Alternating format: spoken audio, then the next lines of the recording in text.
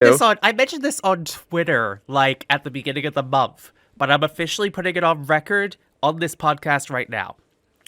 If we get any news about Kingdom Hearts 4, I will list these two to make a video power scaling and ranking every single character in Kingdom Hearts, period. The article I shared literally has the title of Kingdom Hearts 4 gets first official update in over a year. And that was my call to just be like, right, we're fucking doing this. Well, you can only delay the inevitable for so long, but it's finally come. The day myself and the friends I dragged into this mess get cancelled on the internet for our opinions and scientific calculations on who is the most powerful Kingdom Hearts characters.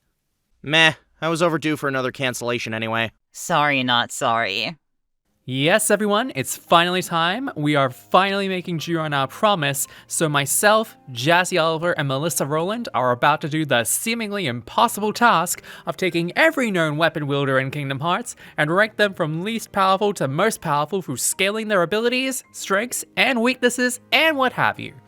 We're taking into account everything as of Kingdom Hearts free in terms of power, abilities, and ultimate weapons if they are playable characters throughout the series, and if they are unplayable, especially in the case of many characters in free, we will visually accounting for the weapon they use at that period of time. This process was long and arduous. We literally spent months going back and forth with each other on who would be where and taking every single fucking thing into account. From stats to canon win-loss records, to abilities, to even stuff like the Cups in Olympus Coliseum, data fights in Kingdom Hearts 2 and 3, and the missions in 358 over 2 days, we're covering all our goddamn bases with this. We even tried working on set formulas and calculations for this, some of which may be complete bullshit, but trust me when I say we did a lot more work than any of us could have done solo on something like this.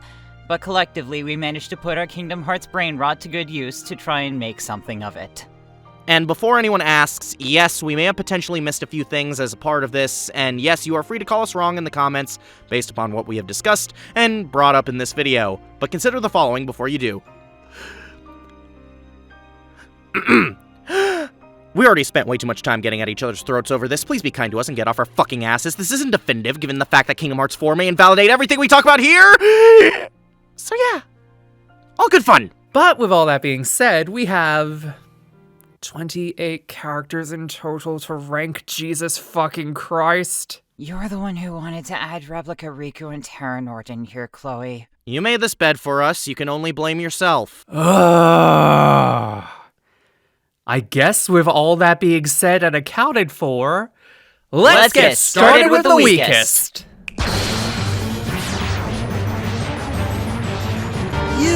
I'd rather we just skip the formalities. Yes, my old friend Lou... Okay, Chloe, can I go on a mini rant? Sure, go off, I guess. I really fucking hate this. Like, okay, for those who were around in a pre-KH3 world, was there ever any debate on how you pronounce this guy's name?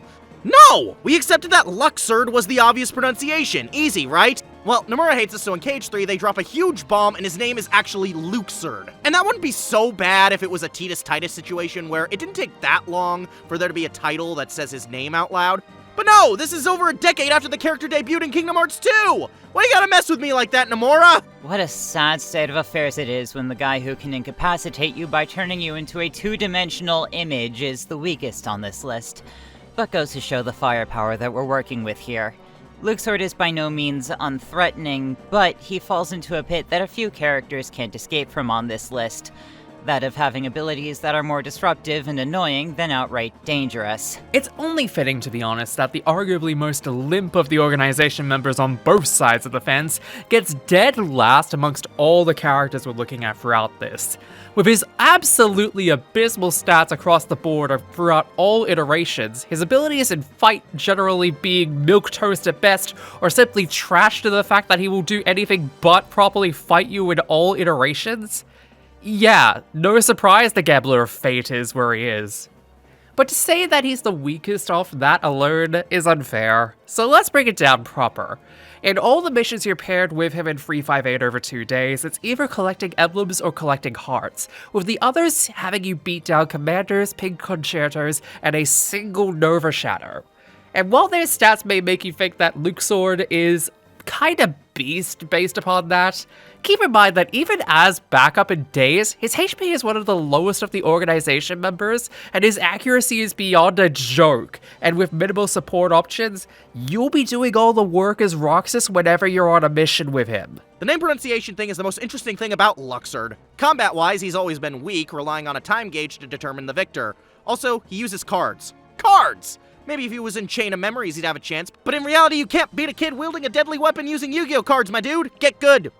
To contrast Luxord's fight in Kingdom Hearts 2 in the world that never was with the 3-on-1 god damn it Mickey fight in the Keyblade Graveyard in Kingdom Hearts 3, we get to see just how restricted Luxord is when the arena isn't built for him and he has to make do. And by making do, I mean play the spinning cubes minigame from the grid in Kingdom Hearts 2, while the Lightning Rose duo chase after you. Guy just gets forced into playing the worst support role I've ever seen. Luxord's data fight in Remind is a closer return to form than his Kingdom Hearts 2 fight, but that's more a case of second verse same as the first. Sure, Luxord can win by giving you an anxiety attack from pre-existing time-related trauma, but that's about it. Moving on.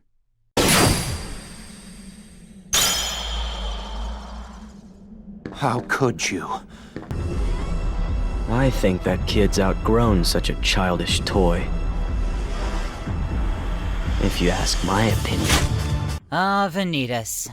A being of fledgling emotion. Can someone explain to me why Vanitas wears a hood in Kingdom Hearts 3? Dude already has a mask that covers his face, and I have to imagine it's not easy getting a hood over it. Seems impractical. Anyway, Vanitas is weak shit. As the first and lowest ranked Keyblade wielder on this list, Vanitas serves as a baseline for every Keyblade power level that comes after.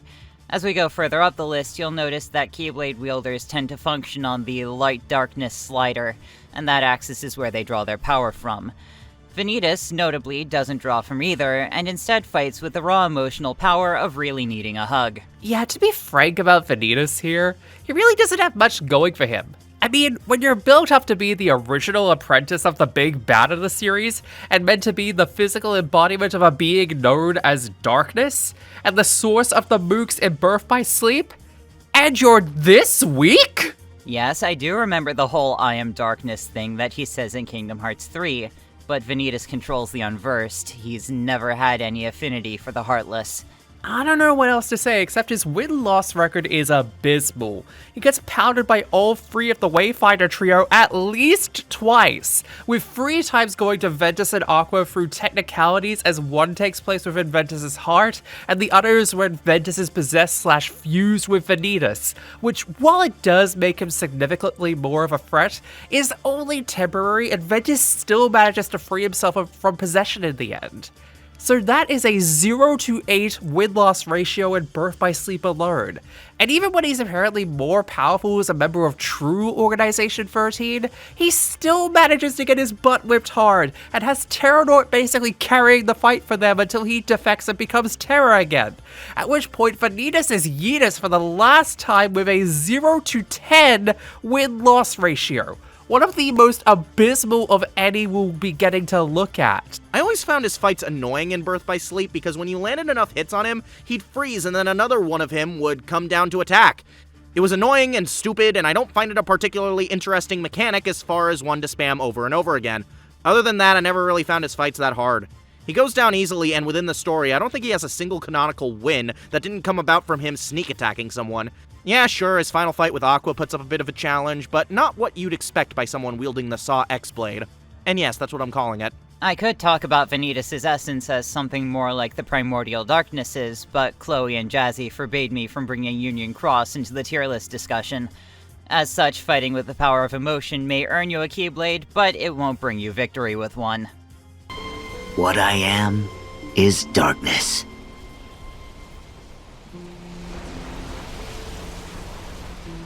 Okay. Also, his helmet looks like a light bulb. Light bulb in the anime is sick! Why trouble you in your final hour? To the surprise of absolutely nobody, get it? The one organization member that has a shield as his main weapon ends up being one of the weaker people on this list, especially given his free losses between Sora and Riku before he gets roasted by Axel. The fact that all of his battles in Chain of Memories are so similar makes it no difference between them initially, would make you think that he'd be weaker than Luke's sword on here, especially given that he doesn't return in games like Free where you do face him. But his data fight in Kingdom Hearts 2 and his missions in Days both showcase why the chilly academic is more powerful than the wannabe pirate. His data fight, however, shows him being a lot more powerful when he's a lot more tenacious, something we don't see in Chain of Memories, if at all, because he's a bloody coward, and he makes for good support in Days when you have him on your side with his plethora of magic abilities. Granted, he's only truly around in the likes of the first tutorial mission and he only faces off against Plane Shadows and Possessors, but you know what? Fuck it. More helpful than Luke's sword and a more powerful in a data fight means that he's better in my opinion. The only reason Vexen is frustrating at all in these games is because of that damn shield. He spams ice attacks that are annoying, but at the end of the day, within the story, he's never really shown to have that good combat prowess. See, this is what I mean by being really well equipped for disruptive and annoying combat. I'm both really happy and really sad that Vexen had a face turn in Kingdom Hearts 3. On the one hand, I'm happy for him. On the other, we don't get to have his Remind data fight. The man is frankly terrifying, being able to clone you on the spot. The issue that doesn't place him higher is that he's a scientist, not a tactician. He's intelligent, but he's also got an ego, which gets in the way of his better judgment. I'm forcing myself to be analytical here because outside of a fun, hammy performance from Derek Stephen Prince, I don't think much of Vexen. He kind of annoys me. To compete with the high power levels in the world of Kingdom Hearts, you must have a power to rival them, strategically, intuitively, and just destructively. This may seem obvious, but it's really where most of the bottom of this list fall flat. Vexen has high intelligence, but at the cost of pretty much everything else. Goodbye. Then you lose both light and darkness. And disappear. Guard bros, guard bros, Aw, guard bros, yeah, guard the bros, Chad guard bros, Lexius, guard bros, baby! guard bros, Love how he guard doesn't bros, talk much or guard contribute bros, much to guard anything. bros, guard But look bros, at that guard bros, Chad guard ass bros, shit! guard bros, guard bros. Whoa! Well, when he's not talking, beating the shit out of children, or having a temper tantrum in his appearances, the Tactian stalwart, or silent hero, whichever you prefer, of the Castle Oblivion group does manage some higher bits over his supposed leader in Vexen, if only by a little bit. Lexius is the peak of what you can do in the Kingdom Hearts universe when everyone else is wizards and you decide to punch real good. Lexius. He's big, strong. That's about it. He's not exactly a brawn over brains type of dude, more a big silent guy. Dialogue implies some intelligence, like how he suggests the group waits and sees what develops as they start noticing strange presences within Castle Oblivion. He's not an idiot. In fact, I couldn't tell you what he is. As far as his one canonical fight goes, it's about what you'd expect. Hits like a truck, not exactly strong in other attributes. Pretty easy fight for Riku. Lexius's largest fault is not one of competence, but of narrative. He is more durable than most members of the organization, even ones that are higher up on this list. Yet that's almost all the importance he's given. He is a hulking, physically imposing obstacle to overcome for Riku in Chain of Memories, and all the thought that Lexius has reflects the amount of thought Nomura put into him. Their data fights are similar in terms of strength, but given Lex's higher HP, I'd have him being the stronger of the two. Not only that, but being a more powerful support in Days, and given the fact he faces off against more powerful Heartless and Mega Shadows during his one lone mission in the game, it's a narrow one, but honestly Lexius deserves to have the higher spot at this point. Hopefully Alias might show up to give him some better representation, but only time can tell. He can obliterate you, and that's all that's required to land Lexius here on the list. Forgive me, Zexion. This was a fight I should not have started. With pleasure, but I'd rather travel light. What shall I leave behind? Guard bros! Guard bros! Y'all ever notice how, while all the other organization members in KH2 have more general goals within the worlds they're sent to, Zaldin's only real purpose is to just fuck with the beast? I did, but I am also noticing a pattern already with the lower half of this list being mostly Chain of Memories and Kingdom Hearts 2 only organization members. It's not intentional, mind you. I think it's a case of most of them just being kind of not that great. And Zaldin is another case of it right here. I feel like I'm going to be the unpopular one here when I say that I love Zaldin's whole arc in Kingdom Hearts 2. Pushing Beast to give in to darkness by being a troll and showing up just to say, "You mad, bro?" Zaldin was always that fight for a lot of people who played KH2 back in the day. I specifically remember a lot of kids in my grade had trouble beating him. And I could feel like a champion because I was not among them. Yeah! Zaldin's easy. Just use the jump command. He goes down so quickly. Other than that, not much to say. One fight against Sora. Lost. Has a lot of spears. He's an airbender. Fucking hate his hair. Zaldin is the same as Lexius, let's be honest. He's here to be a boss fight. What sets Zaldin apart in Kingdom Hearts 2, to his credit, is his fight arena is far better suited to being interesting.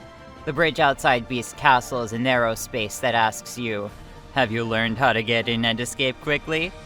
His fight is functionally a skill check, to test the player on their knowledge of movement mechanics, because most bosses after Zaldin can't be defeated by just running straight at them. Not to mention, his data fight has him on equal footing stats-wise with his shield bro in Lex, but the main thing that inches him out for the higher spot definitely has to go to his missions and days, which not only gives his motive for being in Beast's Castle in Kingdom Hearts 2, but also has you facing solid armors and a dark follower alongside him in one of his missions. And them big boys don't fuck around! It also really does help out that his many blades not only make him a great offensive partner to have, hence his title being the Whirlwind Lancer, but also very much a perfect defensive partner to have in these missions, making him the superior shield bro, despite his unfortunate appearance. Fun fight, I enjoy him. That's really it. Let the guard bros be together.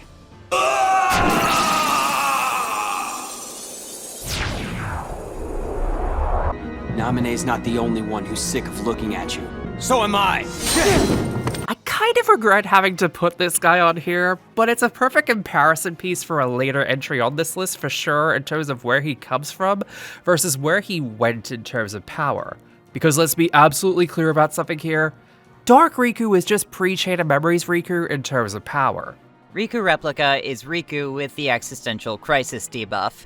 As the second Keyblade wielder on this list, Replica Riku fares decently better than Vanitas in terms of strength, but I think Vanitas would also benefit from Maleficent telling him he's like a son to her. From the moment you face him in Castle Oblivion, it's clear that for as stronger Sora the others get, this guy is gonna be stuck perpetually in the puberty-ridden hell that is young Riku, not just in his body, but also in his abilities. Not only is his win-loss record another abysmal one, with 8 total losses split up between Sora and Riku in Castle Oblivion, and against them both alongside Xigbar in Kingdom Hearts 3, it may make you wonder then why he's up higher than those who have had significantly less losses. Well, this is where his data rematch and remind comes into play, as while he may be weaker than previous entries like Luxord or Vanitas, I'd argue he makes up for it by having the biggest upgrade between his initial fight in 3, and especially his fights in Chain of Memories, plus his abilities and win-loss record win it out over those two. We do also have better battle data to draw from here. Riku Replica, also called Dark Riku, is a snapshot of Riku's power level at Hollow Bastion in KH1, with some extra Xehanort spiciness. Sadly, the old man seasoning doesn't give worse Riku much, aside from a couple fun battle tricks. KH1 is easily Riku at his weakest, and he only gets stronger across the series, so our angsty boy is power capped while everyone else literally grows up. At least Riku gets to see how much he's matured. Ah yes, Repliku!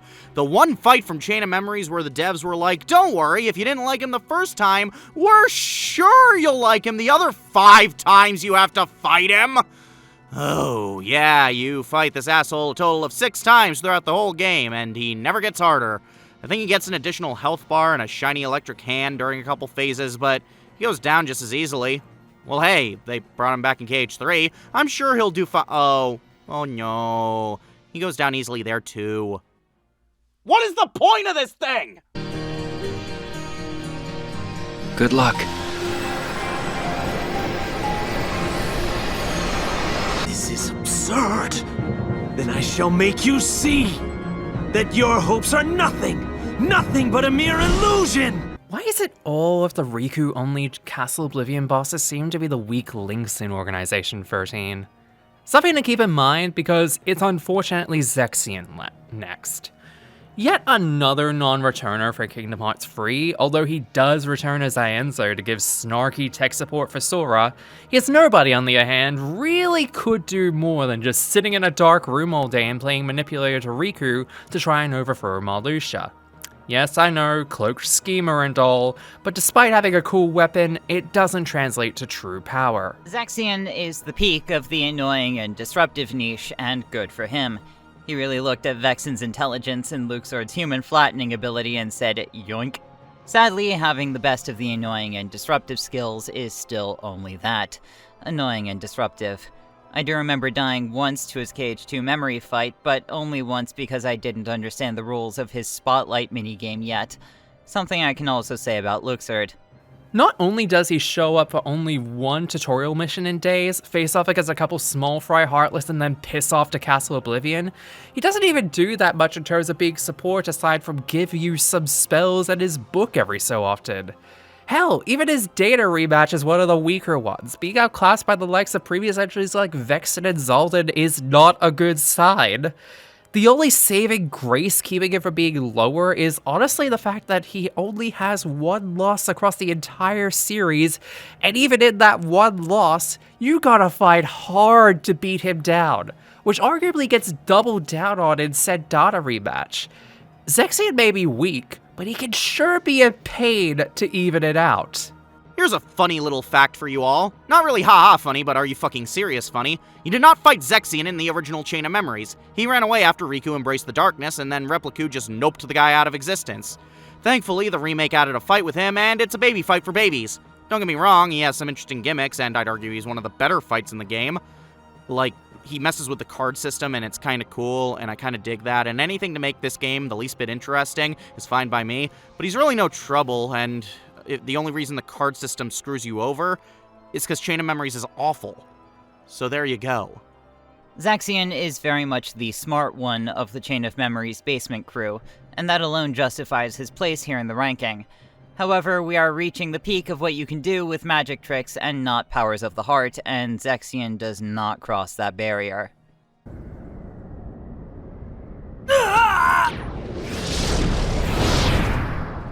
Now that's just plain rude. Stop!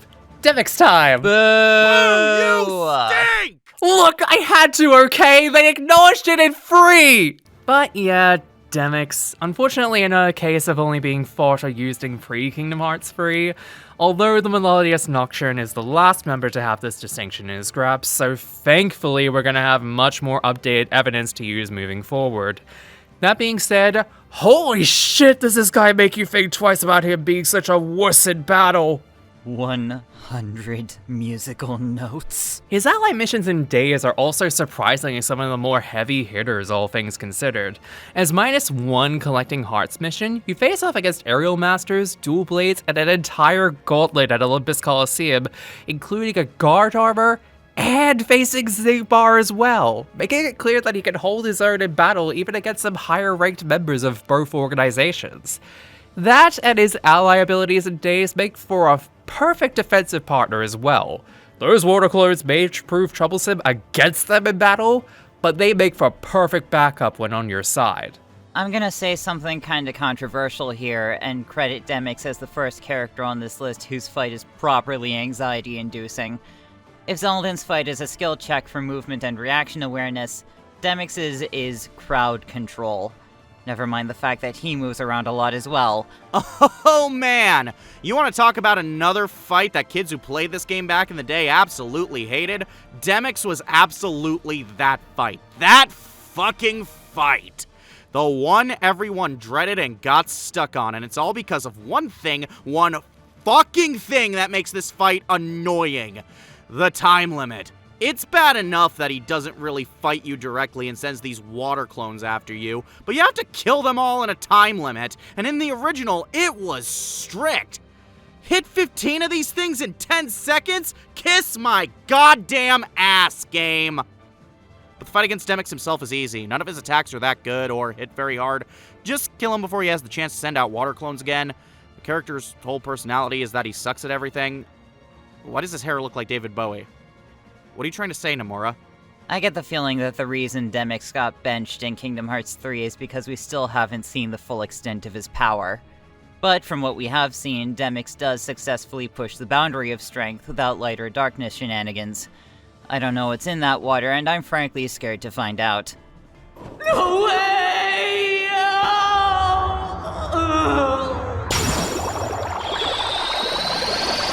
So you have come this far, and still you understand nothing.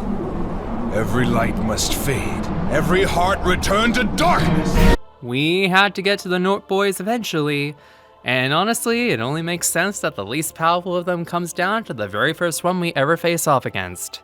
Ansem, Seeker of Darkness, Xehanort's Heartless. You ever just stop and realize how dumb some of these naming conventions are when you get to names like this? Nope, Yeah, never. no shit!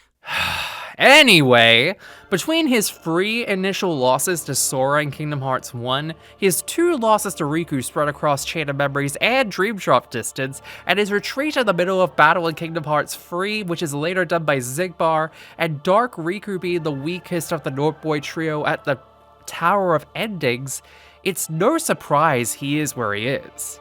Seeker of Darkness Ansem has more in common with Riku Replica than Old Man Xehanort, since both are contingent on how strong Riku was at their conception. Frankly, it's telling that both Ansem and Rikuplica are so outclassed among the Darknesses on this list, because their template at the time was purely a conduit for darkness and had no will to mold and harness it. But to give him credit, his Remind Dana rematch is 3rd highest on the list and is arguably his most aggressive solo fight in any iteration, even beating out his arguable superiors in Young Xehanort and Xemnas.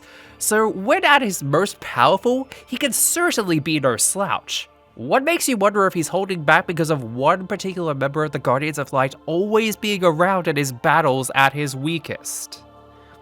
Ansem, even though he's Terranort's heart, is a constant reflection of Riku. Riku's fight against him in Dream Drop Distance is arguably where Ansem is most impressive, and rises to meet Riku's acquired level of strength. By the time we reach Ansem's final defeat in KH3, he and Riku are also aware of this fact in their dialogue. You want to talk about an iconic final boss? Ansem the Seeker of Darkness / Xehanort / the artist formerly known as Xehanort is one. KH1 has some amazing bosses as is. I'd argue they're the highlight of the game. The one-on-one against Riku and Hollow Bastion, both of them actually, all the exclusive Coliseum fights, goddamn Chernabog. It's all great, and the final boss against Ansem is what you'd expect. After being intimidated by him and his sultry tones provided by Billy Zane, Ansem engages you in a multi-phase fight that only gets harder as you go, culminating into this giant nightmare dreadnought that I still have nightmares about. It's iconic. The man himself? Man, he has a terrible record. I love his KH1 fight, but aside from the one in Dream Drop Distance, none of the others match up, and with his status as the big evil boss of Doom trademark, he doesn't really have any opportunities to win, honestly. Not even the voice change to the God of Thunder himself, Raiden, could increase his power, and that's just sad. Ansem has a variable amount of power across the series, and could fit a few ranking spots on this list, but our first iteration of Xehanort lands here in the end. Farewell, Seeker of Darkness. There is more to seek. So go forth now and seek it. I can do this. Sorry in advance for this one, Missy. It feels unfair to put her down this low, but let's be completely and utterly honest here. There's very little for us to go off in terms of her proper battle experience aside from a few technicalities in Remind. It's fine. Oh, Kairi, my dear Kairi. I was really hoping you'd get a chance to prove the haters wrong in Kingdom Hearts 3. Alas, fridged. In all seriousness, I like Kairi and the arc she goes through in the series, and I'm very excited to see how far her journey as a Keyblade wielder will go. In fact, I'd like to recommend my friend Mr. Stuff's video, Kairi is Amazing and Here's Why. It's a great watch, and I think sums up the character's appeal better than I ever could. But yeah, for this list specifically, I struggle to really say where she goes. I can imagine coming back to this later if Kairi ever gets to shine in combat outside the Remind fight, which is a great fight, by the way. But hey, I think it goes to show that combat prowess doesn't necessarily equate to the quality of a character, despite what some YouTubers will tell you. I'm not bitter in the slightest. Kairi is one of the hardest to put properly on this list because what she lacks in proven combat power, she makes up for by being seemingly impossible to destroy in any permanent way. Those princesses have heart on some other level. But yes, we know it, you know it.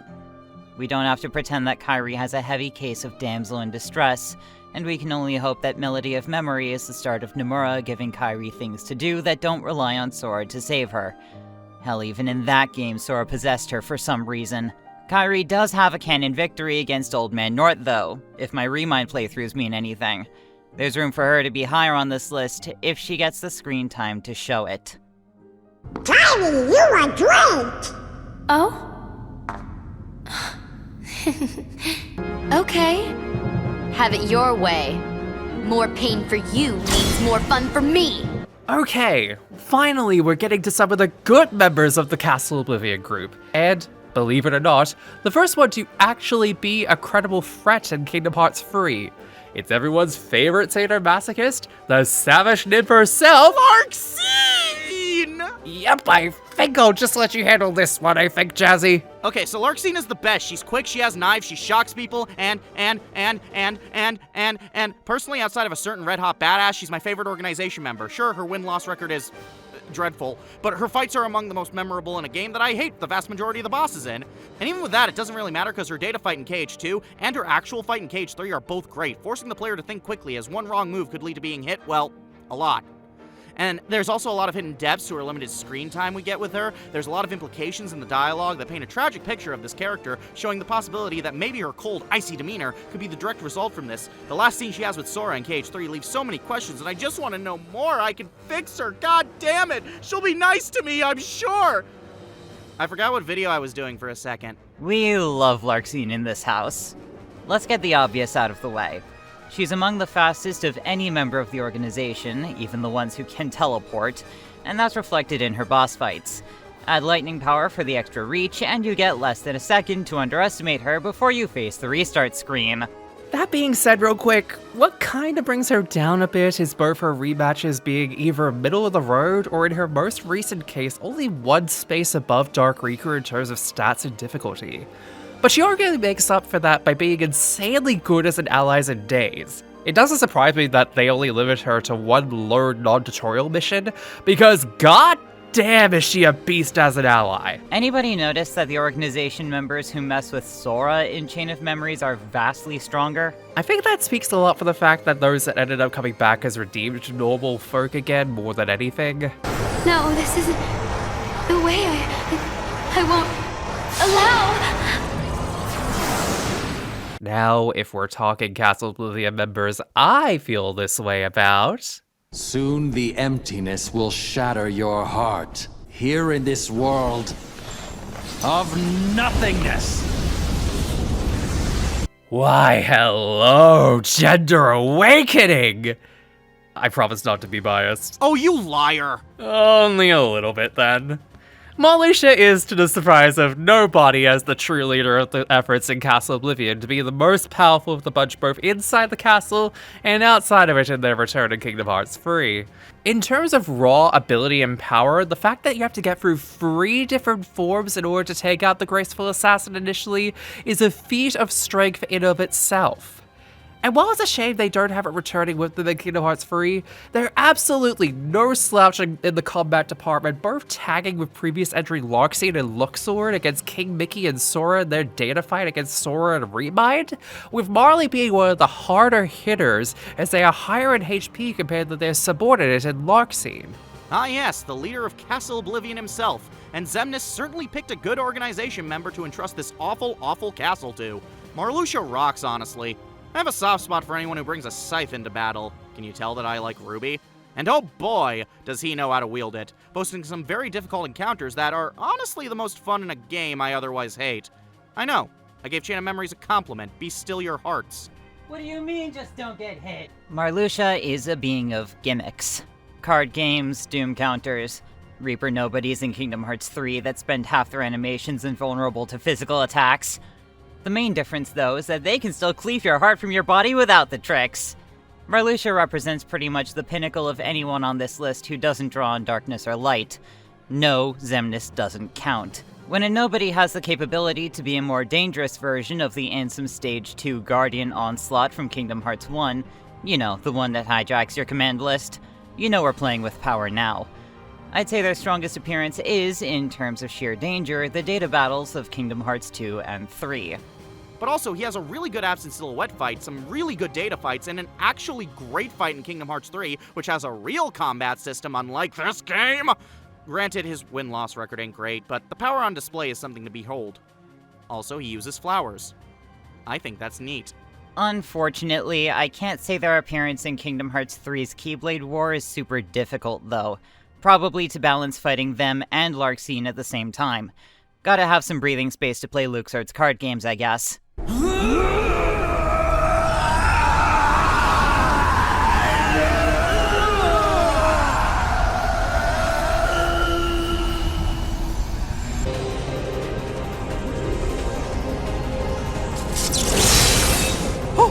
Oh no! Are you? Be gone! Second of the Naught Boys has arrived, and with the massive gap between Ansem and Xehanort's younger self, I get the feeling you all know where we're going with this, especially given we have yet to even touch Xemnas and OG Nort. That being said, for the younger iteration of the man who would become the big old bad of the franchise, even in his younger stage, he's a force to be reckoned with. Even if for the most of his appearance he's just a monologuing boy. Oh, this motherfucker! Okay, y'all can keep your Zaldins from KH2 or Terranorts from Birth by Sleep. I'll get to him soon, I promise. There's not a single fight in this series that gave me more trouble than young goddamn Xehanort from Dream Drop Distance. Young Xehanort is to the old man version what Riku Replica is to Riku, except with the added prestige of being literally him. Xehanort the Smaller personally ranks highest on the threateningly dangerous scale, considering that, in his introductions in both Kingdom Hearts 3 and Dream Drop Distance, we're not greeted by him immediately, we're greeted by worlds already split and separated in two by his power. Dude not only boasts some powerful abilities, but unlike most fights, it doesn't just end when you get his health down. Oh no. Instead, he becomes a clock. And you need to destroy said clock while dealing with another one of him attacking you. And if you don't destroy the clock in time, he fucking Zoarudos the whole damn fight, so it didn't happen. Fuck this guy! That being said, he's pretty damn powerful, so what are you gonna do? As for the KH3 fight, he's pretty easy to be honest. The guy's bag of tricks only increases, with his time manipulation abilities kindly teaching us why time magic should be forbidden. Unfortunately for him, he does have very little durability if he gets caught out, which limits his placement on this list. Extremely high on the danger scale, but when a good offense breaks, you'll wish you had a better defense. Don't let his lower HP compared to Ansem fool you. Xehanort is the second highest of the Naught Boy trio in terms of aggressiveness and overall battle strategy, which only gets worse in his Remind rematch as he packs quite a punch solo despite his glass cannon status, only befitting that of the up-and-coming big bad of the franchise. Goodbye, Sora. Your time in this world is... Go on. All I'm trying to tell you, traitor, is that your time is up. Xigbar, this low on the list? As if. Xigbar is cool. In case you thought for a second that we were even close to being done with organization members, nah, we're close to going through all of them though. But coming into that home stretch is the free shooter who may have more to him than we may know. It's Xigbar, baby. One of the more contentious placements on this list. But I will say again that Chloe and Jazzy only let me in on the condition that I can't use Union Cross as evidence. With arguably one of the higher count missions in Days, taking on some of the most harder ally missions with the enemies including Scorching Spheres, Chill Rippers, and even Morning Stars during their missions together, not to mention being quite the backup with his dual pistols in battle. Probably my third favorite organization member behind a certain flaming dude and my wife. He's got a pretty good leg up on most of the other members simply for the fact that he uses a ranged weapon and can teleport wherever he pleases. And credit where it's due, his fights end up being pretty tough. As an enemy, though? Oh boy. In both Kingdom Hearts 2 and Kingdom Hearts 3, he may be considered a gatekeeper of sorts for the final stages of the game in his battle in both the world that never was and in the Keyblade graveyard. But don't let that distract you from the fact he becomes much more trouble in his Donna rematches, ranking in as some of the hardest ones to maneuver around in both games. I had a lot of trouble on his KH2 fight back in the day, and his fights as Breg and Birth by Sleep are also quite tough. Sure, in KH3 he goes down pretty easy, but I'm pretty sure you're playing as God himself in KH3. Plus, hey, with the final revelation in KH3's ending, there's clearly a lot more power to this guy than we somehow haven't seen. What else can I say? It's Xigbar. He's rad. Xigbar is kinda hilarious power-wise, as he started out as a punching bag boss for Terra and became a right pain in the neck as soon as he learned teleportation. There's nowhere to hide during any of his fights, and the reprieve he offers when he reloads can barely be described as generous. One does not simply fight Xigbar. You either know his combat loops or you don't. However, once you do know his patterns, his openings become easier to exploit. I may not be able to use Union Cross, but I can definitely use the end of KH3. Xigbar has been a memorable pain in the rear, all while being Keybladeless. Now that the wrought iron monster of a key is back in his hands, we can only wait to see how strong he really is. Wouldn't you like to know? Hey, hold on! He's popular. He's got loads of people rooting for him. He's got it memorized. It's Axel. I'm so flattered! Surprisingly coming in at third best part of the organization members by a technicality, this one is one we kinda had to be honest about. But as much as we love the flurry of the dancing flames, he's a bit of a mixed bag as either his nobody or in his revived form as Leia. Honestly, having your Keyblade shattered by Xemnas isn't the worst thing that can be held against you? Axel is my favorite organization member. He's the literal best. I don't give a fuck. His bosses are all great despite usually being early game and quite simple, but the guy's missions and days as well as his time as a Keyblade wielder show just how powerful he truly is. I mean, let's look at him as a member of the organization first. His win-loss record in that department is a bit bad, as while he did manage some important wins against the Heartless and Nobodies in order to give Sora time to escape, he did so at the cost of his own existence by going kaboom in the process. Not only that, but he takes a licking from both Roxas and Sora twice each, making his ratio a big fat 1-4, with his record as Leia only being a little bit better as he does manage a solid win with the rest of the Ice Cream Trio, but his abilities as a Keyblade wielder are yet to be fully developed. Let's be real. Axel marks the point in this list where the powers of light, darkness, and hearts play a much more active role in one's raw strength, and Axel has heart in spades. The man takes his share of L's when on the receiving end of a Keyblade, but he will not spare any of his power when it comes to protecting the people he cares about. Hell, he detonated himself in the Betwixt and Between just because Sora reminded him of Roxas. The man turned into an actual nuke in KH2. You can't tell me there's no power there. Plus, hey, he managed to save Sora from becoming one of the 13 Darknesses. Dude was able to take on the entire organization head-on and live to not only tell the tale, but also show off his badass Keyblade. Seriously, I love this thing. Also, I don't care if it's an early game fight, the second battle against him as Roxas is peak. However, I think the biggest testament to his power is how he managed to survive the writers. See, he was supposed to die in Chain of Memories, but they liked him too much, so he survived. Then he was supposed to die in that big fight with Roxas I mentioned, but the writers said, nah, let's keep him around a little longer. Then he was finally killed, for really reals, I swear to God, after the nuke attack near the end of Kingdom Hearts 2, but as if he clawed his way out of hell itself, he was back and better than ever in Dream Drop distance. That is power. Most of the marks I'd voice against Axel, I would actually chalk up to lack of experience following his heart without outside interference. It's easy to forget that the modus operandi of Xemnas' organization is control through obedience. If possessing a heart is equal to following your free will, then knowingly convincing others that they have no hearts is denying their free will on an existential level. only thing really giving him a bit of an edge is the fact that his data rematch in Kingdom Hearts 2 has his stats outdoing Xigbar's in battle across the board, and him having the second highest number of missions with Roxas in days. With his missions ending up going from basic Heartless missions and story-related missions to facing off against Bigger Boy Heartless, and even post-Chain of Memories Riku in his last one in story. Not to mention being the arguable best ally to take into missions with you. As expected of Roxas's boyfriend. Axel just needs some more time and space to grow. The kids are alright.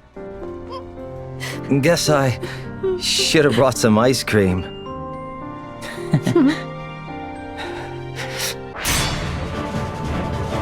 Different name, same fate. My love for Saïx is like a truck. Berserker. I'm sorry I had to. And here comes the one we knew had to be second place in terms of the original organization hierarchy, which is fitting of the Luna Diviner being the second in command of the group to Xemnas. So, Saïx. What more can you really say about the nobody who comes across as the stoic secondary, only to become one of the more vicious fighters in battle? Quite a lot, actually, believe it or not. Saïx is a monster, power-wise and interpersonally. Saïx deserves an end of KH3 redemption even less than Xehanort, and I mean that wholeheartedly. As the second to last member in Kingdom Hearts 2 to face off against, his battle in both the main story and the data rematch is one of the most brutal ones to face off against, especially given how the chain commands can absolutely obliterate you in both of them. There's no larger example of both raw power and a brilliant strategical mind existing in one body than Saïx. Dude spends most of KH2 as just kind of a guy, he trolls Sora and leaves. But the thing is, he's so good at it. In his own words, he knows better than anyone how to damage a heart. Out of all the organization members, he's the one who pops up the most frequently in KH2, and his scenes do a great job of showing just how truly evil this guy is. Then you fight him and oh my god, he's invincible! Saïx's axis on the Kingdom Hearts power scale is willpower, similarly to someone we will get to later. 3 guesses who. The massive difference is that, for the sake of the mission, doesn't nearly compare to the strength of Friends' power, and the only reason Saïx ranks higher than Axel is because the blue one is more skilled in a head-on fight. Saïx's Berserker mode is among the most dangerous things to encounter in any game he shows up in. It's like you combined a blender with a steamroller, and he would rank much higher on this list if that was his constant battle state. Mercifully, it's not, so I don't have to have nightmares about Saïx being the most overpowered member of the organization. Just the second most. His battle in Days is a little more tame, but still just as brutal given you gotta solo him as Roxas while escaping the organization, and both of his battles in Kingdom Hearts 3 where the Ice Cream Trio fuck him up and his data rematch both have him be just as bad as he was in Kingdom Hearts 2. Which is only fitting given his stats between all 3 of the games are some of the most brutal in each encounter. But given the fact his win-loss ratio is a big 0 to 4 across the board, given he loses to Sora and the Ice Cream Trio, and maybe Kairi, yeah, it's not a good look for him. Yeah, if you thought he was all bark and no bite, Saïx's fight requires that you use his own weapon against him in order to even begin to damage him. He gets power from the moon, this guy's an absolute badass. All his fights run on similar mechanics, and while they're never the hardest fights in KH, I find them quite easy if I'm being honest, they're very fun. That said, this guy's win-loss record is garbage. Get fucked, stoic boy! Why? Kingdom Hearts. Where is my heart?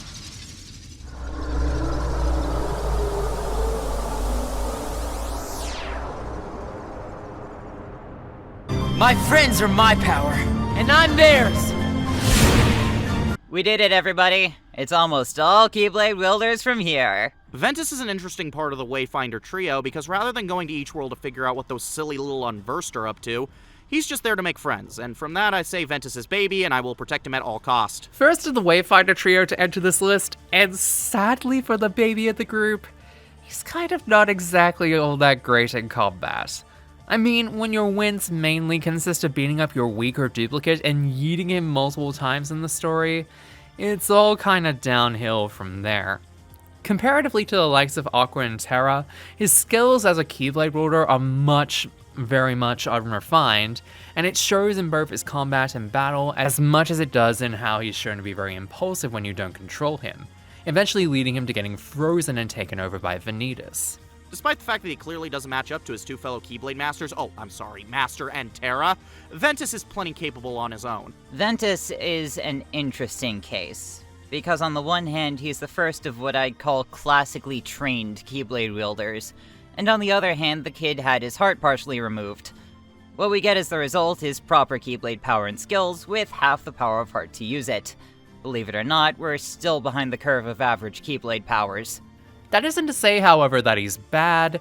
It's just a case of Ventus being very childish and innocent compared to Aqua's mature big sister vibes and Terra's himbo big brother vibes of the trio. Some of his abilities and command boards absolutely wreck everyone's shit. Sure, his win-loss record might be a tad lacking when it comes to major fights, but what he lacks in brawn, he more than makes up for in heart. And really, in this series, could you ask for anything more? It's called Kingdom Hearts. Come on. Ventus does deserve his accolades, though. He's the first so far on this list to access Keyblade transformations, which Sora doesn't even gain the power of until KH3.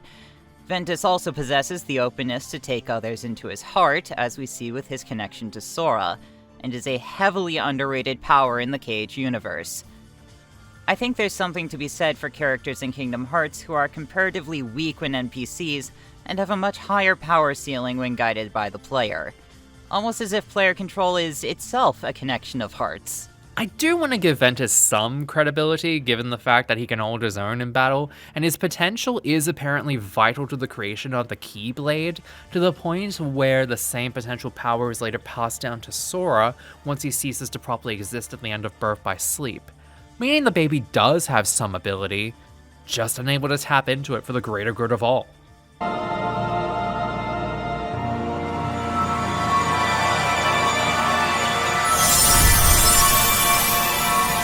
Why do all my attempts to reach you fail? If you don't have it in your heart to obey, then you will have to share Ventus's fate. And now for an entry where people are probably going to question where in the hell we're getting this from, given that his main experience comes from the one piece of the medium that we swore not to bring into this. Well, I think we can cheat just this once for Master Ericus, because I know if we didn't, people would be absolutely ravenous in the comments about how we're being unfair to the reason we even have the Wayfinder trio, and arguably the whole reason why the Guardians are in their situation to begin with. So, Missy, take it away. Alrighty, Master Ericus time. If we've learned anything from how the world of Kingdom Hearts works, it is that full acceptance of oneself is the pinnacle of power. Light and darkness in balance. Ericus is not even remotely that. Ericus is a legacy Keyblade wielder, yes. He's more importantly a case study in brute forcing the power of light alone. The power of light is strong. We know this. Kingdom Hearts is light and all that. However, we are rapidly approaching the line on this power scale that halts any lack of introspection. Can't really say Ericus has any introspection till he's mortally wounded. It's all well and good to say stop after you've led a personal crusade to shun all darkness at the cost of your children. Any lower on this list would be an insult and underestimation of Master Ericus' skill, but he does not reach any higher than this. At least he could defend Terra's heart where it counted, I guess. Well, it's about time we got to hear Nobu Sakaguchi's self-insert. Ericus is another one of those fights as a kid. Even on replays, he's a tough son of a bitch. He hits hard, he's a quick bugger, and considering you have to fight him as the slowest motherfucker in the Wayfinder trio, it's fair to say you're not gonna have a good time. The man knows how to hold his own in combat and is a force to be reckoned with. You get it? Because he's voiced by Luke Skywalker? I did a thing. So yeah, Master Ericus is pretty damn powerful as one of the 4 Keyblade Masters on this ranking. That being said, it's hard to truly gauge his abilities in comparison to the other 3 we've yet to cover on this ranking due to the fact his main battles being against Terra and an off-screen fight against Xehanort.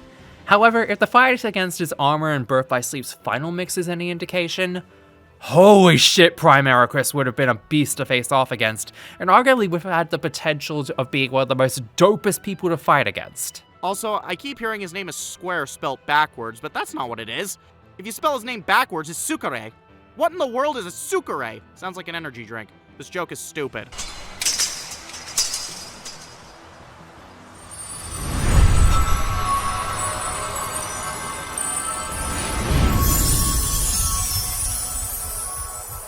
Tell me where you got that! Keyblades are not something you use just to bully somebody around! Well, it only makes sense if we're counting Eriquus. We'd be covering the king himself on this list. And let me tell ya, much like his initial appearances, there's more than meets the eye to King Michael Rat. That's my joke. We both stole it from Cat Icarus, Jesse. We're not being original here.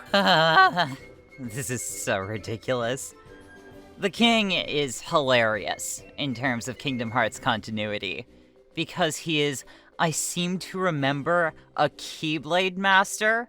King Mickey is not who you'd think of as a classically trained Keyblade wielder, however, that is exactly what he is. He trained under Yen Sid, the only Keyblade master in the entire series who we have never seen wield a Keyblade, presumably because his power would be too cosmically phenomenal. Mickey's powers are on a similar level, displaying Za-level magic in Dream Drop distance without losing any strength, and also being able to return Sora's heart to his body externally as a final resort in Kingdom Hearts 2. Yeah, you didn't think I was gonna contextualize that, did you? Michael is a pretty badass fighter, all things considered. He jumps around like prequel-era Yoda, has a ton of great spells to his advantage, and is the owner of one of the largest corporations ever to exist. He's powered by capitalism. We need to stop him. Oh, I forgot. We can't stop him. Michael is also plenty useful in Kingdom Hearts 2, since in some fights, if you die as Sora, Michael can come in, fight for a bit, and revive him. That's right, he's so powerful he'll carry Sora's weight with little to no issues. Man also went to the Realm of Darkness multiple times and came out fine. I think that says all you need to know. He murders people with a smile on his face. Not to mention, this lone rat, for all intents and purposes, has enough power to not only save you from dying by being summoned out of goddamn thin air when you need it the most in Kingdom Hearts 2, but his battle record is something else when you take into account the fact he's basically been at some of the most important battles in the entire franchise. Mickey is just about as glass cannon as you can get in Kingdom Hearts. His powers work best in a team, fairly fitting for his character, and all his fancy tricks don't stop him from getting absolutely dumpstered on a couple occasions. Plot armor, he has none. All that being said, Za-level magic. And if that wasn't enough, the fact he could essentially survive in the Realm of Darkness without being unscathed for 10 years, mind you, return to help a young Sora and Riku close the door to darkness, and then manage to survive all the bullshit surrounding Castle Oblivion, and then later everything else that happens in the later parts of the franchise? Yeah, let's keep it real here. We may all hate Mickey Mouse, the capitalist icon, but there is a reason we will die on the sword for King Mickey. Sora, let's close it. Wait, why is this section here blank? I'm almost certain there was meant to be an entry here. Ow! Okay, fine. Yes, it's Shion. You're next, Roxas. I have to make you a part of me too. Don't you see? This is why I was created. The only member of Organization 13 who doesn't have a title. Don't let that lack of distinction fool you, however. Shion is a fucking beast, and there's a reason why she was designated to potentially replace Roxas as the wielder of the Keyblade. Shion is a pretty great fighter. Considering she was made for the sake of replacing Roxas, I think that much is a given. I do recall some folks back in the day accused this character of being a Mary Sue, but you gotta remember, that's a vague buzz term that means absolutely nothing, so I don't care! Fuck the haters, Shion is great! As stated above, she's a very powerful ally to have on the missions and days, and her fight in KH3 is no slouch either. Honestly, probably the most underrated character in the ranking so far. Yeah, I said it. Shion is the next step up towards Sora after Ventus, and she is a sizable step. As an existence designed to siphon Sora's memories, Shion is one of a few characters tied to Sora who break the Keyblade bequeathing system by using a Keyblade that doesn't technically belong to them and then proving themselves worthy of said Keyblade. Do not ask me whether there is one Kingdom Key being passed around really fast, or whether there are many at once. Let's get the negative out of the way first. The limiting power that keeps Shion from being any higher on this list is that her power is, until Kingdom Hearts 3, directly taken from whatever Sora and Roxas aren't using. There are moments in 358 over 2 days where Xion is relatively stronger in missions, but that's usually at the cost of Roxas's abilities. Even in KH3, we don't have a lot of experience with her, as her appearance was more of a loose plot thread than an active point Nomura was working towards. Most of the Ice Cream Trio's importance were mildly shelved in Kingdom Hearts 3, to be honest. With a whopping 15 missions with her as your partner and being one of the most powerful partners to be next to in 358 over 2 days, of which during most, if not all of those missions you face off against some pretty heavy hitters, it would be one thing for me to say she's a beast based off that, but then you remember you also face off against her in both days and in Kingdom Hearts 3, and then comes the next big power spike for her. It's been a while, but I recall this beast being a tough fight. Despite it not being the game's final battle, Xion certainly behaves that way. Multiple fights, epic music, high difficulty, it's all there. And the worst part is that any satisfaction in defeating her is immediately followed by tears in one of the saddest scenes in the entire franchise. Between all 4 of her forms in days increasing in lots of HP, and power in huge increments between each form, and her power being arguably at the highest in the final stage of the fight in days, she can sure as hell pack a punch in that fight alone. But in 3, while she may have been paired up with Saïx and a bit of a dip in HP in comparison to the other members of the Keyblade Graveyard Gauntlet to face off against, let it never be said she isn't a beast on her own, because her Dana rematch in Remind is one of the most brutal encounters in that entire DLC. All that being said, Xion is still a legitimate beast after she joins the party against Saïx in Kingdom Hearts 3, and in her data fight. Xion's data battle in particular is an absolute onslaught, with strike rating, reversal movement, and even her own version of Roxas's light lasers. She also, and I never see anyone bring this up, can copy Saïx's claymore during her initial fight in the Keyblade Graveyard. The only other time someone copies a nobody's weapon is Xemnas' armored phase in KH2's ending boss, and that's the leader of the whole organization.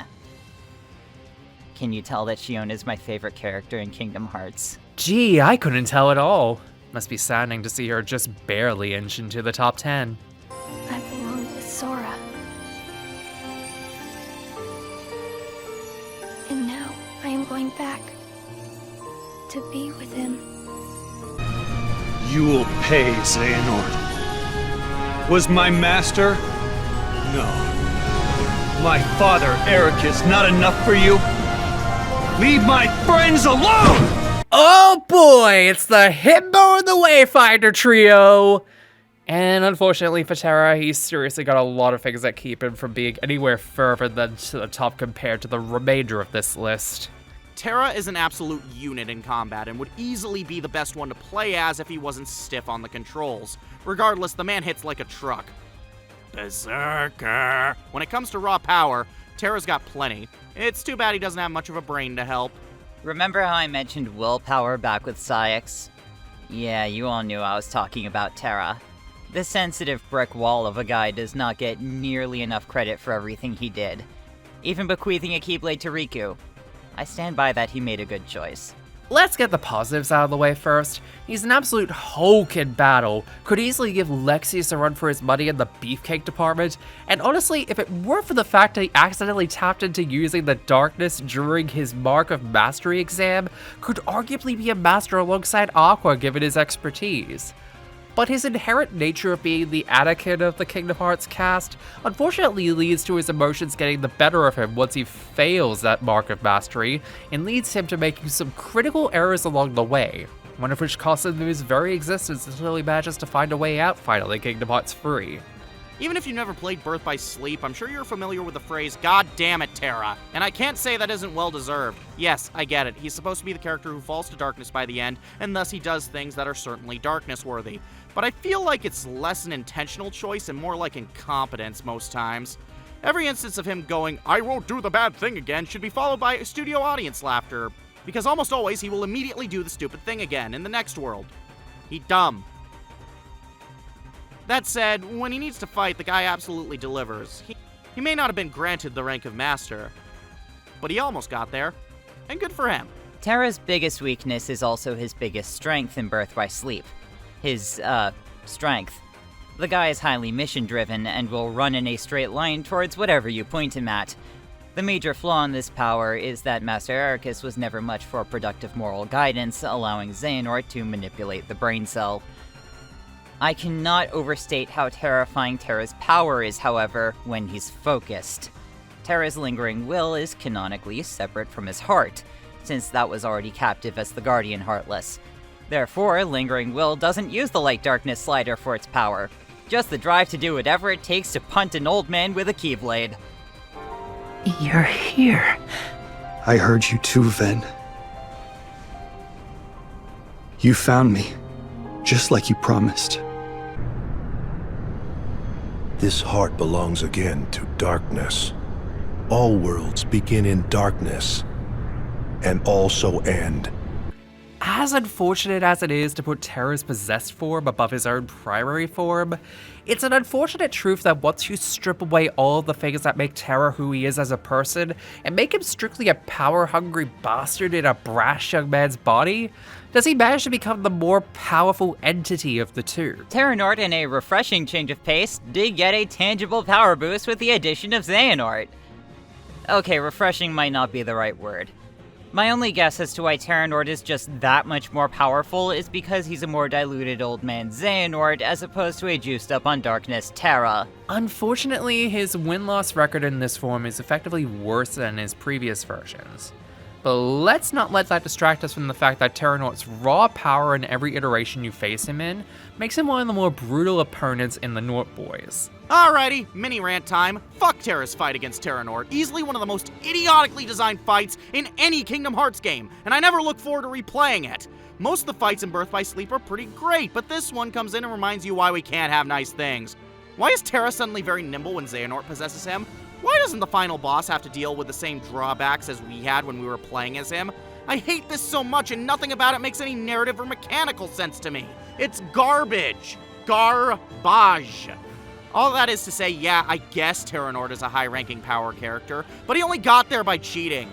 I think he deserves last place for being a cheating bastard. Why are we rewarding cheaters? This list is stupid. I'm going home. Also, that Remind fight can kiss my ass, too. Against awkward Birth by Sleep alone, he's worthy enough of being the true final boss of the game in final episode. Coming in with over double the HP and power in his return in the Keyblade Graveyard and Free alongside Vanitas, where he shows off his power alongside his dark figure by being the obvious carrier of the two in their duo battle. But his solo rematch and Remind? Well, hold my fucking tea for a second here, because not only is he one of the higher stat fights in Remind, he's also one of the more vicious and brutal of the data rematches, and, next to the next two coming in on the list, could easily make for being the hardest to cheese if you're not careful. On a personal note, just because my co-writer said everything that needs to be said, Terranort's just not that interesting. I think the most interesting thing he does is in Melody of Memory, where he finagles with the Arc Machine and Hollow Bastion, because boy, who told you all that? He's bullshit strong. That's about it. I can't say insightful stuff about every character. So yeah, Terra's personality is 100% the main thing holding him back, because Terranort basically proves that and then some. Your body submits, your heart succumbs. So why does your mind resist? Very good. You don't miss a thing. I cannot feel sorrow. No matter what misery befalls the worlds, no matter what you think, what you feel, or how you exist.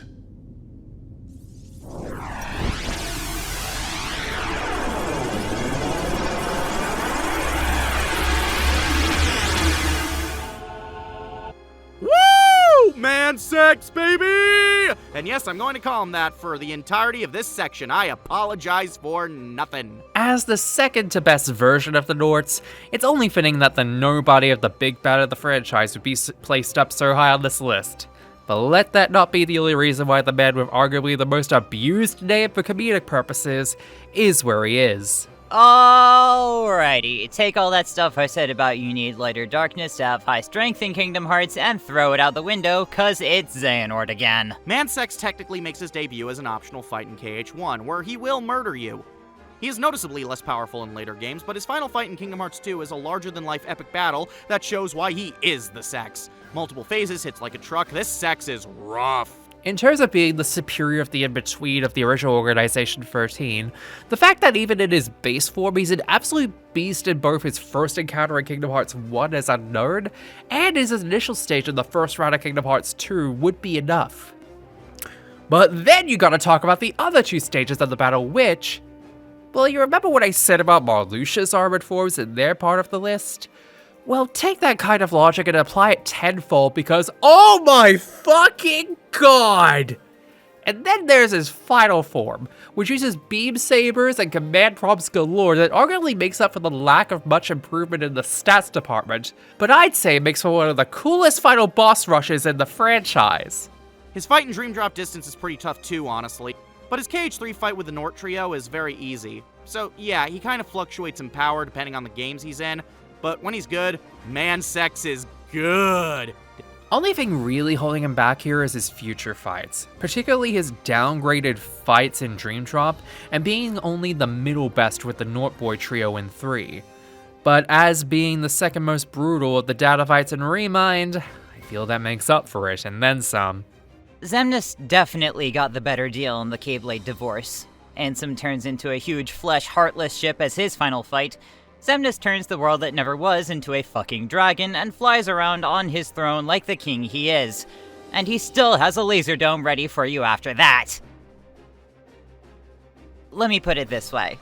Xemnas only went down in Kingdom Hearts 2 with the power of 2 Keyblade wielders and their combined power of being less than 5 feet apart. In Remind's section of Wailing on Xemnas, that's 3 Keyblade wielders who have an entire game devoted to how much they care about each other.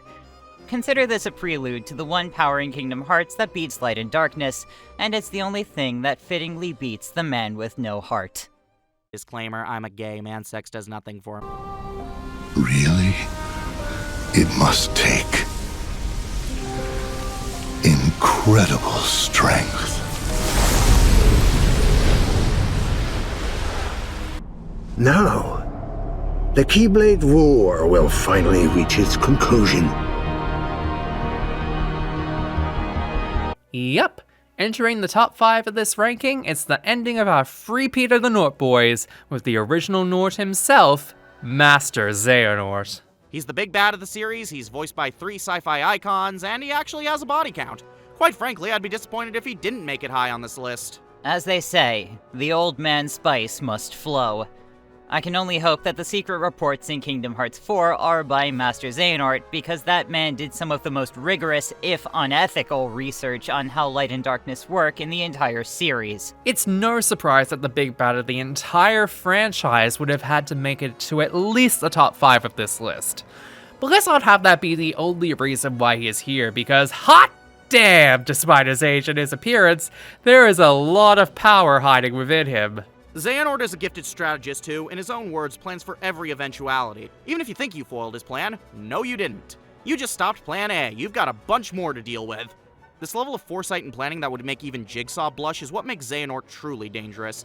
You never know how close or how far you are from beating him. You don't know if you're actually foiling his schemes, or if you're walking right into his trap. And it's this aspect of the character that I think makes him a truly dangerous foe, and more than worthy of being the franchise's big bad. Let me take a casual run down the list of superhuman feats Master Xehanort has done to others and himself throughout the Dark Seeker Saga. He removed his heart and placed it in Terra's body. He removed his heart again and sent it backwards in time to the Destiny Islands. He shared his identity among 13 vessels at the same time and place. He can traverse the Dark Corridor safely without a black coat. He has the entirety of Scala Egg Kylum in his memory. He forcefully put Sora into rage form. Xehanort put himself into rage form.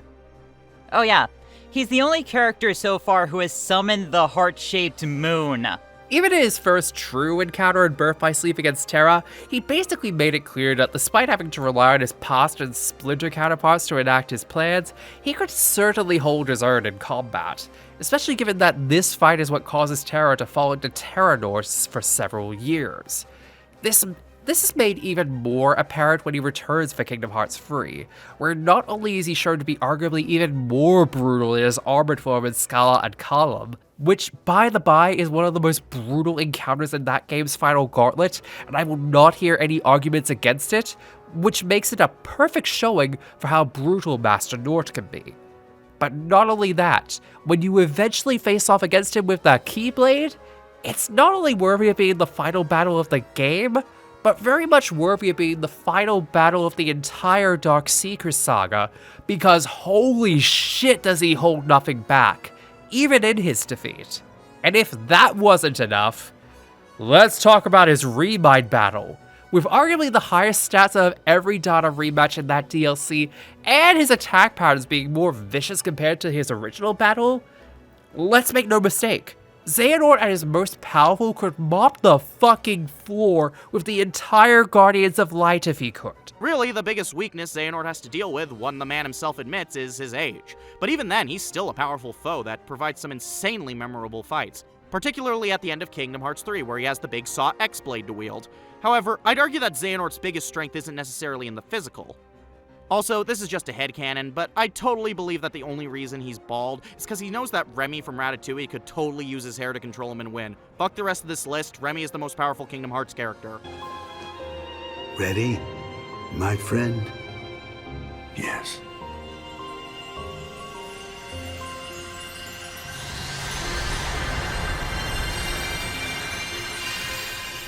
I don't need a weapon. My friends are my power. Ah, our main character finally arrives. This is the one we all kind of feared putting here. Pulling back the curtain a little bit, we did a lot of revising for Sora's parts specifically, as we originally were counting him as a solo participant without others like Donald, Goofy at all by his side, and found that without them around, he'd arguably be the weakest out of them all. But once we did some redoing about how to tackle him, we did manage to make things better for our spiky-haired protagonist, but had to face facts that while he was certainly top 5 worthy, he was in no way going to make it past this spot. Everyone says that hearts are powerful. Every world has a heart. But no one talks about using the literal power of hearts and connections as strength. Sora has a different power scaling from every established Keyblade wielder. Xehanort's amusement that Sora is just an ordinary boy? He's right. Yeah, I'll be real, despite some weaknesses made clear throughout the series, I personally think Sora is one of the most powerful characters in the franchise. I mean, look at all the cool shit he can do in Kingdom Hearts 3. Look who he's defeated. Look at what he's accomplished. Sora is a true badass. Let's break it down though. Considering if you pull out all the stops with Sora, give him the ability to access the ultimate Keyblade as of Kingdom Hearts 3, and allow him to access Donald and Goofy to obtain powers such as Final Form at all, he is certainly one of the most powerful of the entire Guardians of Light. Especially given that he's gotten big wins over the likes of all of the Nort boys, most of both sides of Organization 13, his own best friend, his other self, and the many, many heartless nobodies and unversed you faced along the way. Yeah, he certainly got a lot of wins on his repertoire. Yet, to be absolutely, brutally honest here, a lot of the things that make Sora one of the most powerful wielders in Kingdom Hearts is also his biggest Achilles heel, as, if we haven't made it obvious by now, you take away Sora's friends and links, he basically has no power to work with. He'll still have a Keyblade, sure, but as he puts it, my friends are my power is no bloody joke. Yes, his friends are his power, and you could argue that without his friends, he'd be nothing. But what is Sora if not the picture-perfect definition of a good person who's loved by so many people? You can argue without friends, Sora has no power. But I argue without friends, Sora isn't Sora. And that's why I'll always see him as a great protagonist with plenty of strength to spare, both physically and in his heart. And that will make him more powerful than any threat he'll ever face. It's in plain sight the entire time. Sora's friends are his power. Sora doesn't use light or darkness for his strength, he uses the connections of the people around him. That's most obvious in the few cases where he loses. That moment where Sora falls to his knees before the apocalyptic Dark Tide in the Keyblade graveyard? Yeah, take that at face value. Because his strength went from 7 friends with Keyblades, plus Donald and Goofy, to just Riku real fast. 8 strong connections snuffed out instantly. There's also one time where this weakness is exploited as well. Dream Drop Distance. The organization purposely split up Sora and Riku in order to isolate Sora. When Sora reached the world that never was, those dreams of his friends were all too easy to lead him on. Sora follows his heart, for better and for worse. Of course, Sora also bests every boss he encounters. There's an argument to put Sora at the top of this list as well, but the nature of his power is something that's underestimated by everyone who doesn't have those connections to him. Aw, come on, Riku. You've been hanging out in darkness too long. You gotta try and think positive. Yes. I know the way. Consume the darkness. Return it to light. Riku is, he's a sexy guy. And the gamer girls like him. I mean, if it was obvious that Sora wasn't going to be in the top 3, Riku at least had to be at this point. Especially given he's got a Mark of Mastery, and spoilers for one of the last 2 spots, he won't be the last one you see to have that accolade in this area of the list. But without getting too ahead of ourselves here, Riku being this far up is both a testament to his skill as a Guardian of Light, as he is an individual character in the canon of Kingdom Hearts. While his win-loss ratio is certainly one that might be harder to take at face value, you gotta remember that a lot of his L's come from his time early on in the series before he mastered himself as a Guardian. As from Chain of Memories onwards, minus 1 battle against Roxas going south, he does manage to pull out some really big wins, including taking out Xemnas alongside Sora in Kingdom Hearts 2. Everything is part of the Mark of Mastery exam and Dream Drop Distance, and Dark Aqua, Xigbar, Dark Riku, and the Nort Boy trio in Kingdom Hearts 3. And even discounting all of that, his abilities when it comes to combat as a playable aspect as well as what many have said about him in-game make it clear that Riku deserves the title of Keyblade Master out of the 2. Riku is the character who's shown the most growth in the series, starting off as one of the first game's antagonists with a redemption arc that, I'll be honest, I'm kind of mixed on, to the goddamn Keyblade Master along the ranks of Mickey and Aqua. And that growth is one of the consistently great aspects of the franchise and this character. What helps immensely is that the character serves as kind of an antithesis to what most characters in the series believe about light and darkness. Riku has shown an affinity for both while still managing to keep what makes him himself. He certainly had close calls, but that's not where he ended up. Add on to the fact that he's had so many notable victories against many characters below on this list, and yeah, Riku's great. It's kind of crazy to think how this character who was originally meant to be a stark contrast to Sora in KH1 would eventually surpass him. This guy represents the complete harmony of light and darkness, and if that wasn't enough, having possibly the strongest connection to Sora of anyone is icing. Riku is canonically the strongest fighter of the Destiny Islands crew, and his confidence may get shaken, but his skill with a weapon really doesn't. By the time he reaches Dream Drop Distance, Riku is told to his face that he can't become a Xehanort because his heart can't be controlled by darkness.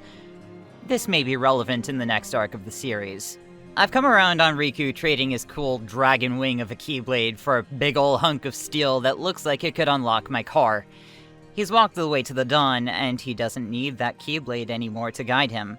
I dare say that's a good summary of his growth. This is the end. Number 13. Roxas.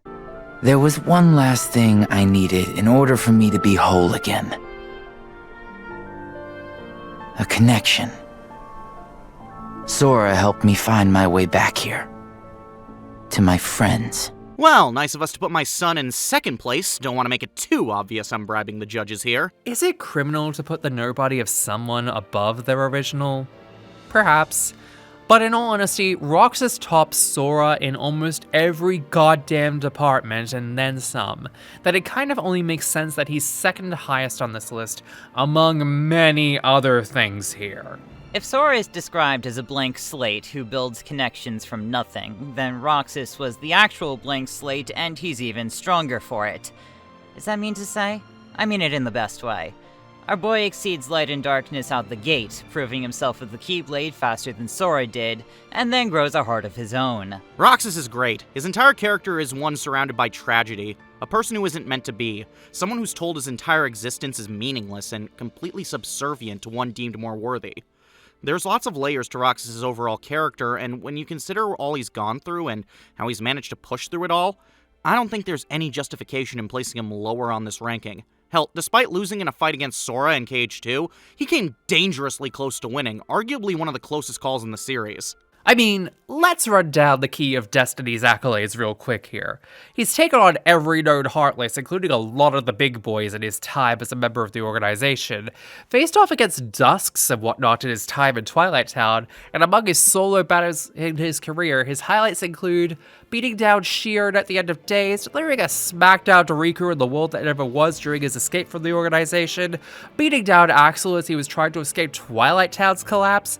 Hell, the only person he couldn't fully beat was his own Prime version in Sora. But given that his own data fight in that scenario has the highest stats out of any of them not named Xemnas, it's only fitting that he's the toughest non-final boss out of them. But he manages to edge him out by delivering a smackdown alongside the rest of the Ice Cream Trio against him and Sayax in Kingdom Hearts 3. Not only that, but he's the only cannon wielder who can Sync Blade without any additional forms to do so with it. I think this speaks a lot to the power and potential of Roxas as his own separate being, more than anything else.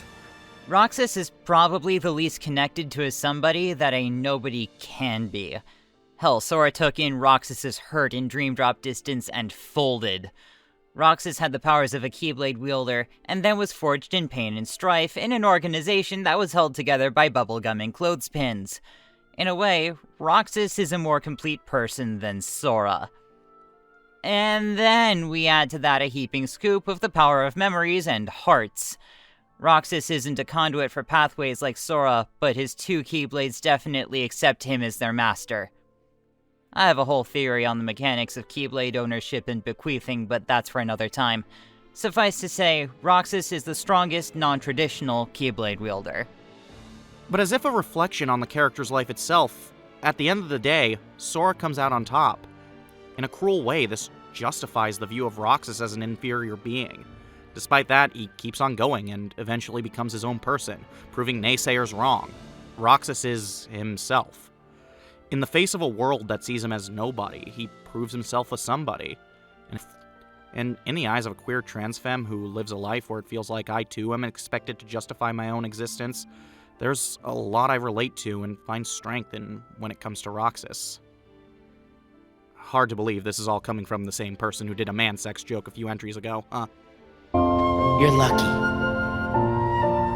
Looks like my summer vacation is over.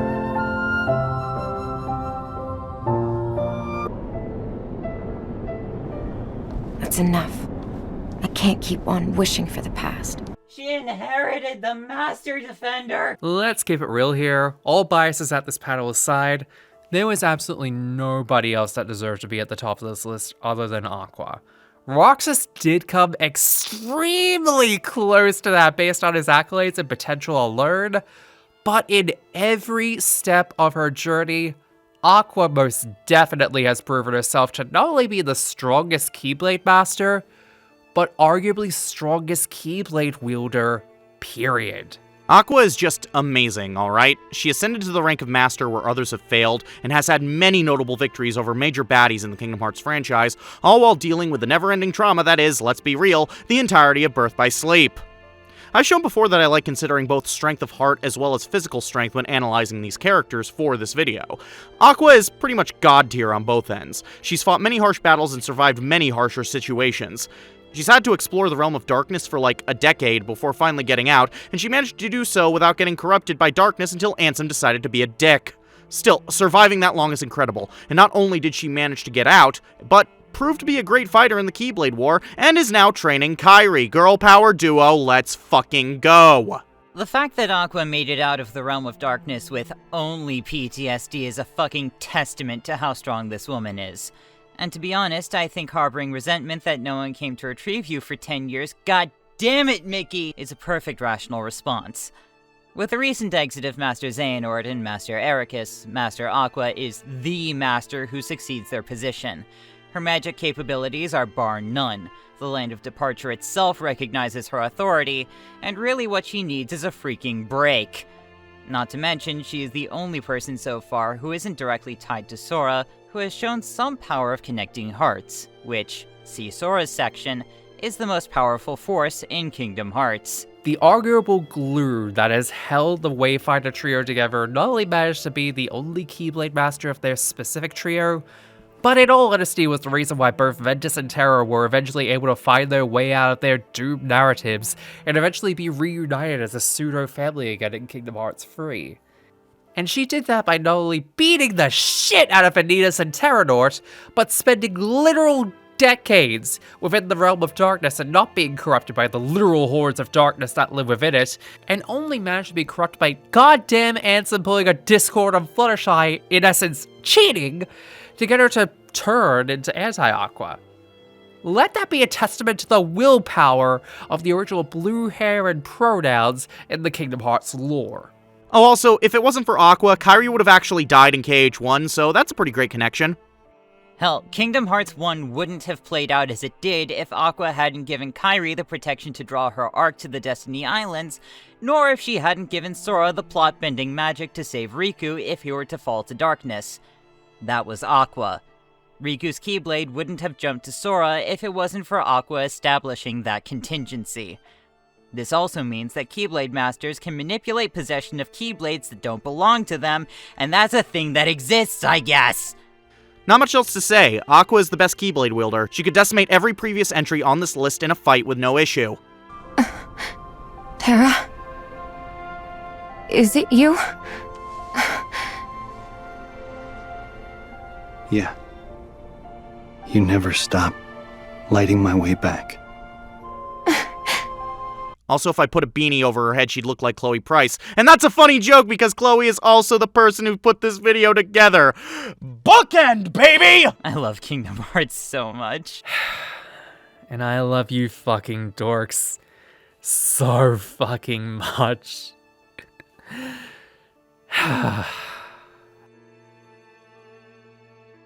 This video was made possible through supporter patrons like the ones you're seeing on screen right now. If you like videos like this one and others on this channel, please consider supporting them via the Patreon link and subscribing to the channel. Thank you for the time, and catch you later.